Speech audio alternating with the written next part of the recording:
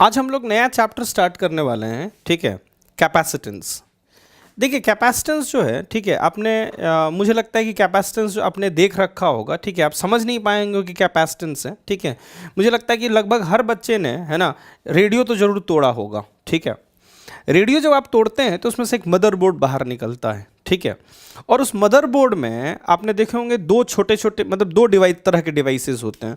एक तरह का जो डिवाइस है, ठीक है, वो 3 लेग्स जिसमें होते हैं, और एक डिवाइस होता है जिसमें 2 लेग्स होते हैं, ठीक है। कुछ सिलेंड्रिकल होते हैं, ऐसे 2 लेग्स होते हैं इसमें, ठीक है। तो ये डिवाइस आप देख चुके होंगे। ये जो डिवाइस है, ठीक है, 2 लेग्स वाले, ठीक है, 2 जिसमें टर्मिनल्स होते हैं। लेग्स थोड़ा सा मैं लेग्स नहीं बोलना चाहिए मुझे, ठीक है। जिसमें 2 टर्मिनल होते हैं वो कैपेसिटर होते हैं, और जिसमें 3 टर्मिनल होते हैं वो ट्रांजिस्टर्स होते हैं, ठीक है। तो हम बात कर रहे हैं कैपेसिटर की, है ना। कैपेसिटर का जो यूज़ है ना, ठीक है, बहुत ही वाइड यूज़ है। और कैपेसिटर जो मेनली यूज़ होता है, ठीक है, वो स्टोर करने के लिए चार्ज को, ठीक है। टेलीकम्युनिकेशन में इसकी यूज़ है, रेडियो में इसकी यूज़ है, ठीक है। और जो ये इसका जो एप्लीकेशन है, ठीक है, वो इसकी प्रॉपर्टी के कारण हो पाती है, इसकी एप्लीकेशन। और वो प्रॉपर्टी की ये चार्ज को स्टोर कर पाता है। और आप जानते हैं कि चार्ज अगर स्टोर होगा तो इलेक्ट्रिक फील्ड होगी, ठीक है, तो एनर्जी स्टोर्ड होगी, है ना। इलेक्ट्रिक फील्ड में एनर्जी स्टोर्ड होती है, आप जानते हैं, इलेक्ट्रिक पोटेंशियल एनर्जी, ठीक है। तो इलेक्ट्रिक पोटेंशियल एनर्जी की बात होगी, है ना। तो मेनली ये एनर्जी स्टोर कर सकता है ना। चलिए लिखिए, capacitor is a device which can store capacitor is a device which can store charge, hence energy in the form of electric potential energy, है ना। क्लियर। चलिए देखिए, कैपेसिटर जो है, ठीक है, कोई भी एक हम मेटल की एक ये ले सकते हैं, मेटल का 2 टुकड़ा हम लोग मेटल के 2 प्लेट्स हम लोग ले सकते हैं, ठीक है। एक प्लेट भी हम चाहें तो ले सकते हैं, ठीक है। मतलब जिस सिस्टम पे भी हम चार्ज स्टोर कर सकते हैं, ठीक है। कंडक्टर हम लोग इसलिए यूज़ करते हैं कि कंडक्टर को चार्जिंग कर सकते हैं हम लोग, ठीक है। नॉन कंडक्टर जानते हैं कि अब चार्जिंग पॉसिबल नहीं है, ठीक है। एक प्लेट हो, 2 प्लेट हो, ठीक है, ये सब जो है वो कैपेसिटर, कंडक्टर के प्लेट्स जो हैं वो कैपेसिटर की भूमिका में रह सकते हैं, ठीक है। जैसे ये प्लेट है, इस पर हमने क्यू चार्ज डाल दिया, ठीक है, तो आप जानते हैं कि इक्विपोटेंशियल सरफेस ये बन जाएगा, पूरे पे चार्ज स्प्रेड हो जाएगा, ठीक है। अब चार्ज स्प्रेड हो गया, है ना, तो इसके सामने इलेक्ट्रिक फील्ड होगी,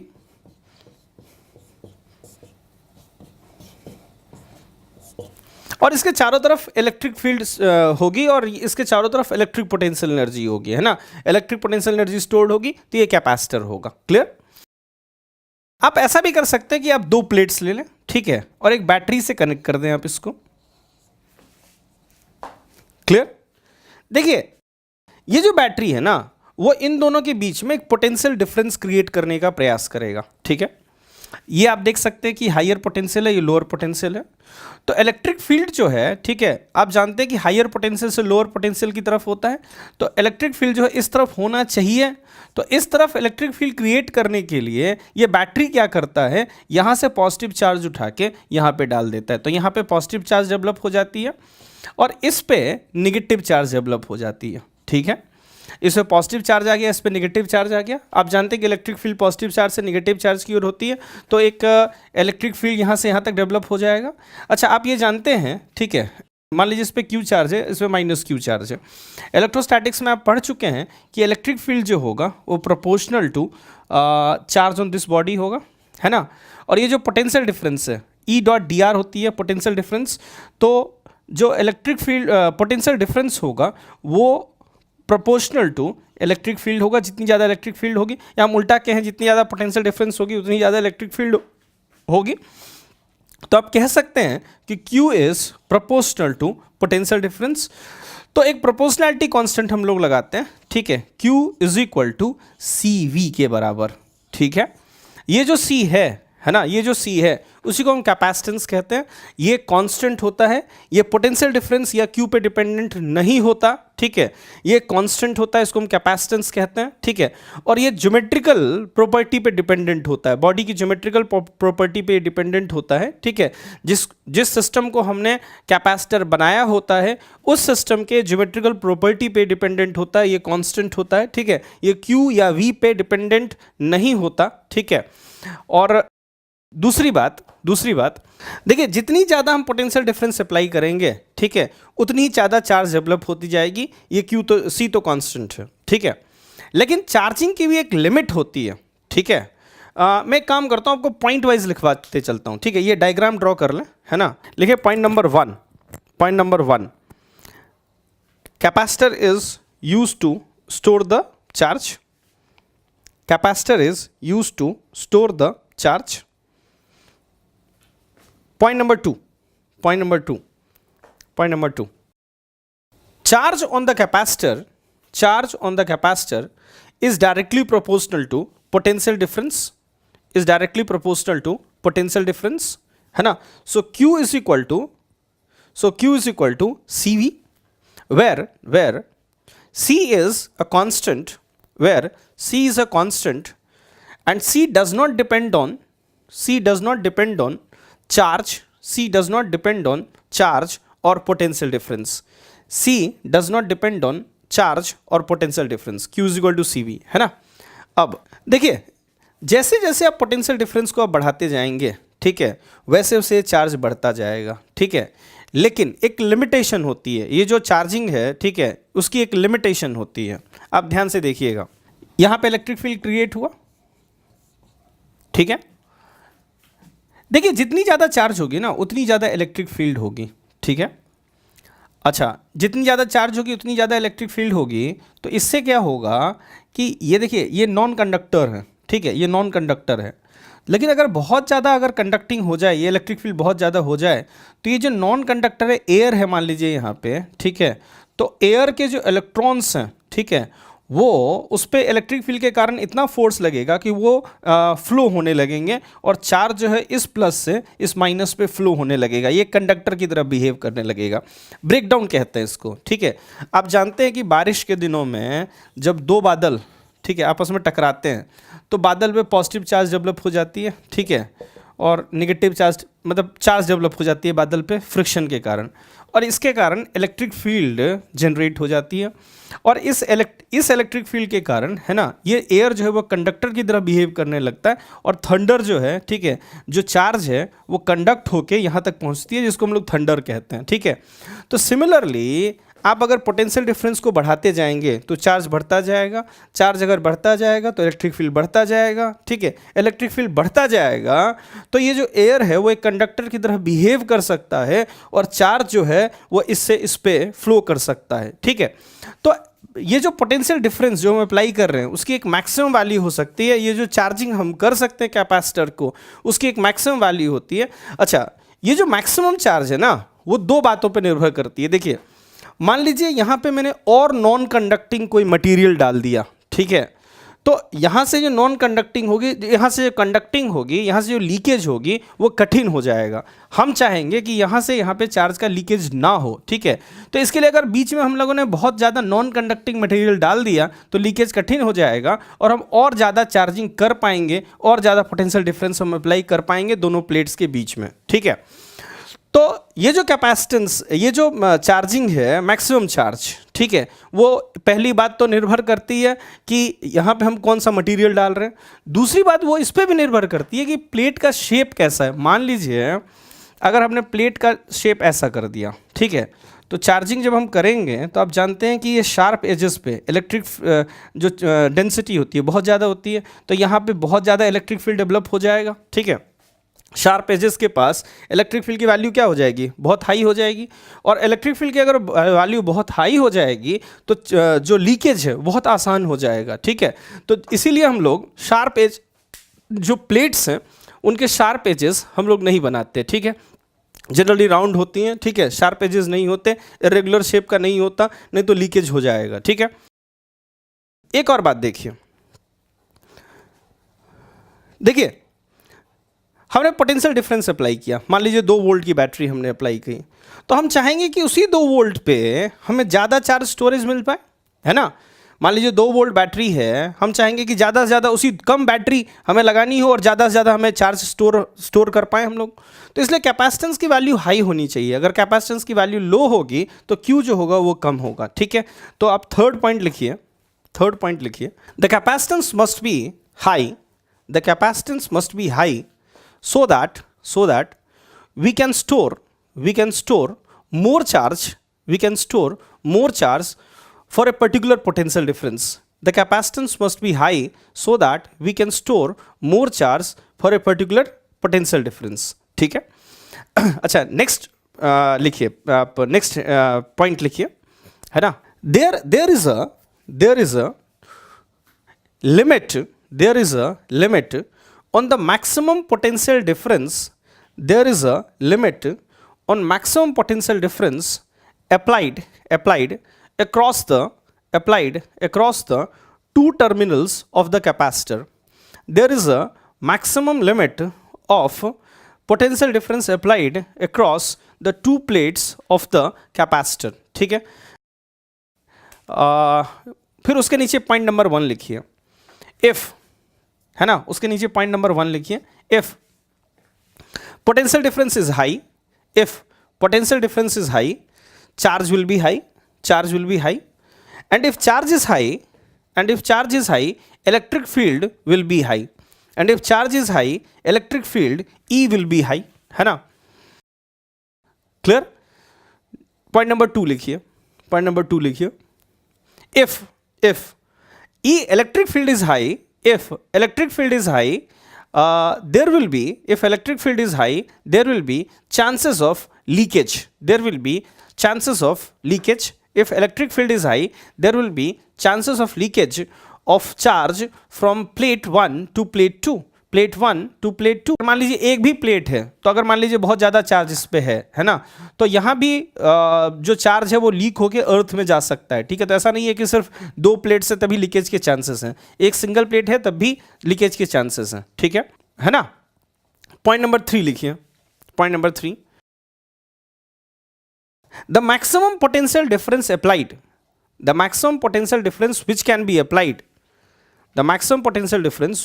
be applied, depends on two things.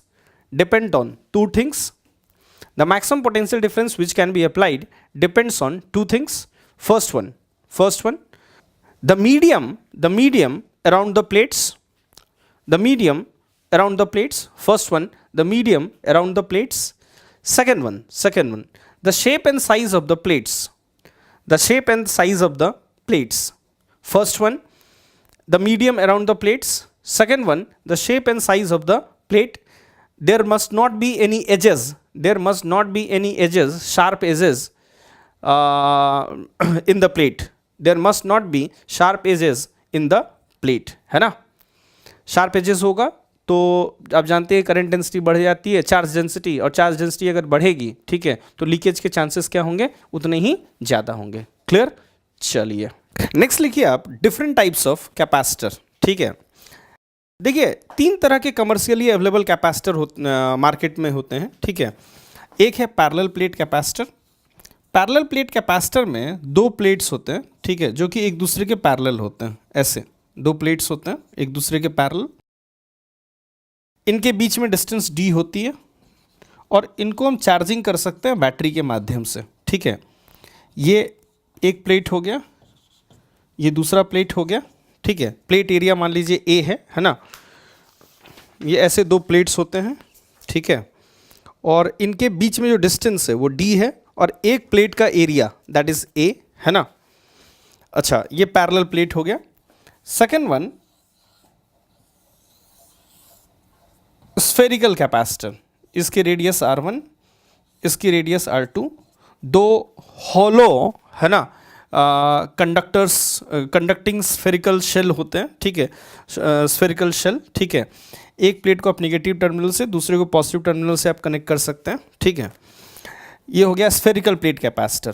Third one is cylindrical capacitor. 2 hollow cylindrical plates होते हैं इसमें,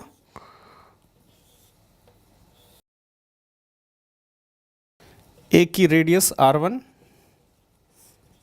रेडियस r2, हाइट इसकी h, एक प्लेट को आप पॉजिटिव टर्मिनल से, दूसरे को आप नेगेटिव टर्मिनल से कनेक्ट कर सकते हैं, ठीक है, और चार्जिंग कर सकते हैं, है ना।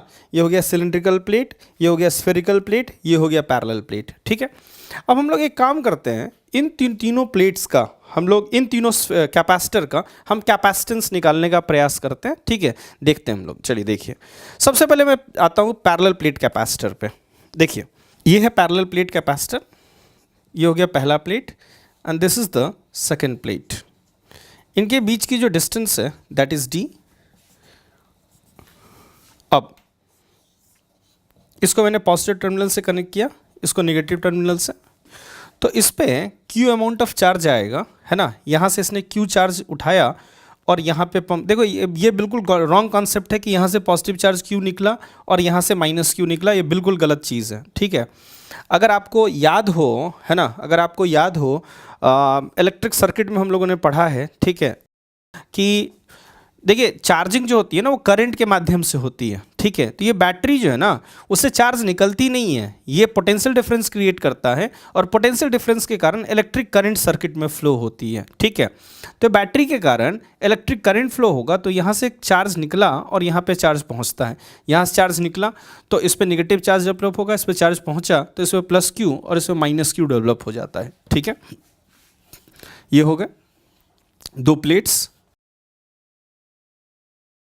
अब आप जानते हैं कि इस पे प्लस Q आया, इस पे माइनस Q आया, तो कंडक्टर है ये, तो यहाँ पे जो चार्ज होगा, यहाँ पे charge Q minus Q, zero यहाँ होगा और यहाँ माइनस, यहाँ जीरो होगा।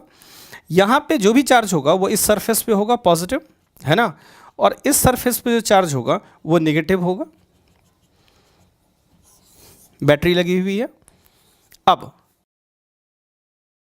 यहाँ पे जो इलेक्ट्रिक फील्ड होगा, ठीक है, आप जानते हैं कि सिग्मा अपॉन, इसके कारण सिग्मा अपॉन 2 एप्सिलॉन, इसके कारण भी सिग्मा अपॉन 2 एप्सिलॉन, तो इलेक्ट्रिक फील्ड जो यहाँ पे आएगी वो आएगी सिग्मा अपॉन 2 एप्सिलॉन इंटू 2, दोनों कारण, पॉजिटिव कारण इधर, नेगेटिव कारण भी इधर, तो sigma upon 2 epsilon plus sigma upon 2 epsilon, 2 sigma upon 2 epsilon, that is sigma upon epsilon, और सिग्मा की जो वैल्यू होगी वो Q upon area, charge upon area, ये पूरे एरिया पे फैला हुआ है, तो Q अपॉन A एप्सिलॉन, ये हो गई इलेक्ट्रिक फील्ड की वैल्यू, ठीक है।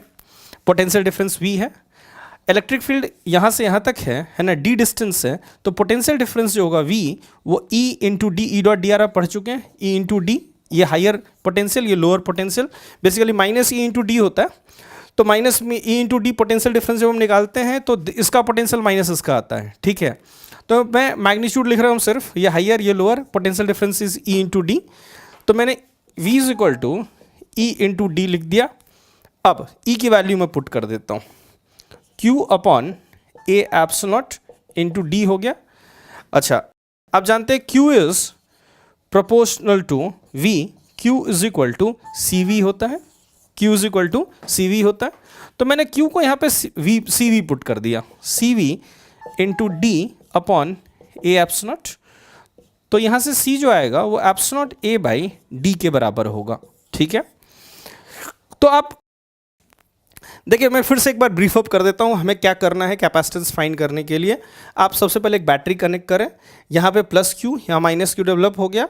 आप Q के टर्म्स में इलेक्ट्रिक फील्ड निकाल लें, Q के टर्म्स में इलेक्ट्रिक फील्ड निकाल लें, है ना, और पोटेंशियल डिफरेंस फिर उस E के टर्म्स में निकाल लें, है ना, Q के टर्म्स में इलेक्ट्रिक फील्ड निकाल लें, फिर potential difference E dot D R करके, है ना, आप पोटेंशियल डिफरेंस निकाल लें, तो पोटेंशियल डिफरेंस आपका Q के टर्म्स में आ जाएगा।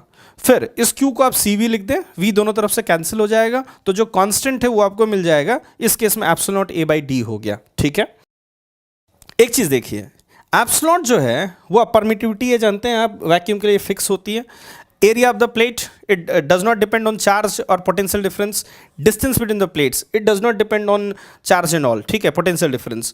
तो ये पूरी तरह से देखिए एप्सिलॉन जो है वो डिपेंड करता है कि इन दोनों के बीच मीडियम कौन है, अगर वैक्यूम होगा तो एप्सिलॉन आएगा, है ना। A area of the plate, geometrical property हो गई। D distance between the two plates, ये भी ज्योमेट्री है, है ना।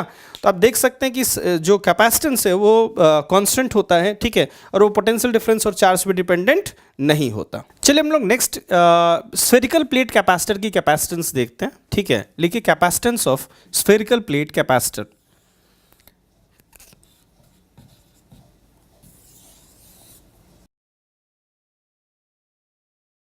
ये स्फेरिकल प्लेट R1 रेडियस, ये स्फेरिकल प्लेट R2 रेडियस का, यहाँ पे मैंने बैटरी कनेक्ट कर दी, ठीक है। चार्ज यहाँ से ये यहाँ पे डालेगा तो इसमें प्लस क्यू डेवलप हो गया, दोनों प्लेट पे सेम चार्ज होगा क्योंकि यहाँ से चार्ज उठा के डाला, जितना चार्ज यहाँ घटेगा उतना ही चार्ज बढ़ेगा, यहाँ माइनस क्यू हो गया। अब मुझे इन दोनों के बीच में पोटेंशियल डिफरेंस निकालना है क्यू के टर्म्स में। तो देखिए आप जानते हैं कि यहाँ पे जो इलेक्ट्रिक फील्ड होगा बीच में, देखो मुझे इन दोनों के बीच में पोटेंशियल डिफरेंस अगर निकालनी है तो मुझे ई डॉट डी आर करना होगा, तो इलेक्ट्रिक फील्ड फाइंड करनी होगी। अच्छा, यहाँ से यहाँ तक में जो इलेक्ट्रिक फील्ड होगा वो वेरिएबल होगा। अच्छा, इसके कारण जो यहाँ इलेक्ट्रिक फील्ड होगा वो ज़ीरो होगा, जो इलेक्ट्रिक फील्ड होगा सिर्फ इसके कारण होगा। तो मैंने आर डिस्टेंस की बात की। आप जानते हैं कि इसके कारण जो यहाँ इलेक्ट्रिक फील्ड होती है ई, वो होती है के क्यू बाई आर स्क्वायर, ठीक है। अब ये आर वेरिएबल है, तो हम जो पोटेंशियल डिफरेंस निकालेंगे ई डॉट डी आर, वो हमें इंटीग्रेशन से निकालना होगा। क्लियर? तो मैंने आर डिस्टेंस पे एक डी आर एलिमेंट ले लिया और इन दोनों पॉइंट्स के बीच का मैंने पोटेंशियल डिफरेंस निकाला। मैंने लिखा d we is equal to minus integral e dot D R. अच्छा, मैं यहाँ से यहाँ जा रहा हूँ तो ये 0.2 होगा, ये 0.1 होगा, तो ये होगा माइनस इंटीग्रल डी वी का v, final point is 1, initial point is 1, final point is 2, तो ये v2 माइनस वी1 देगा। तो v2 माइनस वी1 आप जानते हैं नेगेटिव होगा, ठीक है, तो इसलिए मैं इसको उल्टा करके इसको प्लस कर देता हूँ। तो v1 minus V two, v1 minus V two is what, plus v, तो इसको v लिख दिया मैंने, that is integral e K Q by R square D R. K की value 1/4 pi epsilon naught Q integral R to the power -2 D are. अच्छा, are की जो limit है, पहले यहाँ से यहाँ तक गए तो आर की लिमिट, आर यहाँ से सेंटर से ले रहे हैं हम लोग, तो पहले के लिए R1, लास्ट के लिए R2, R1 से R2 तक लिखेंगे। This is equal to q upon 4 pi epsilon naught, ठीक है, ये हो जाएगा r to the power -2 plus 1 upon -2 plus 1 -1 from R1 to R2। इसको मैं यहाँ लिख देता हूँ, v is equal to q upon 4 pi epsilon naught into, minus को हटा के लिमिट को उल्टा कर देता हूँ, 1/r from R2 to R1 q by 4 pi epsilon naught into upper limit 1/r2 minus 1/r1, है ना, 1/r2 माइनस 1/r1। क्लियर? यहाँ गलत कर दिया, अपर लिमिट माइनस लोअर लिमिट होगा, है ना, यहाँ गलती हो गई थी। तो अब v हमारे पास q के टर्म्स में आ गया, v इज इक्वल टू, आप लिख सकते हैं q is equal to C we,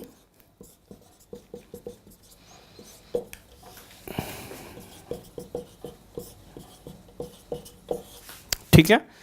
तो c की जो वैल्यू होगी वो होगी 4 pi epsilon not R1 R2 upon R2 minus R1, ये कैपेसिटेंस होगी, ठीक है। यहाँ भी देख सकते हैं कि ये डिपेंड कर रहा है कि मीडियम कौन सी है, R1 R2, है ना, रेडियस ज्योमेट्री पे डिपेंडेंट है। क्लियर? अब एक चीज़ देखिए, कभी कभी क्या होगा कि आपको सिर्फ एक प्लेट दिया होगा, एक स्फेरिकल प्लेट दिया होगा और आपसे पूछेगा कि इसकी कैपेसिटेंस निकालें, ठीक है। तो आप क्या कर सकते हैं कि एक प्लेट तो ये हो गया, दूसरे प्लेट आप का रेडियस आप इनफाइनाइट मान सकते हैं, ठीक है।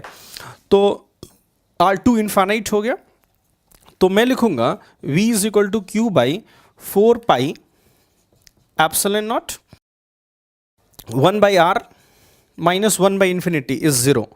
तो यहाँ से q is equal to C V हो गया, है ना, तो c इज इक्वल टू आ जाएगा 4 पाई एप्सिलॉन नॉट r के बराबर, ये कैपेसिटेंस हो गई, ठीक है।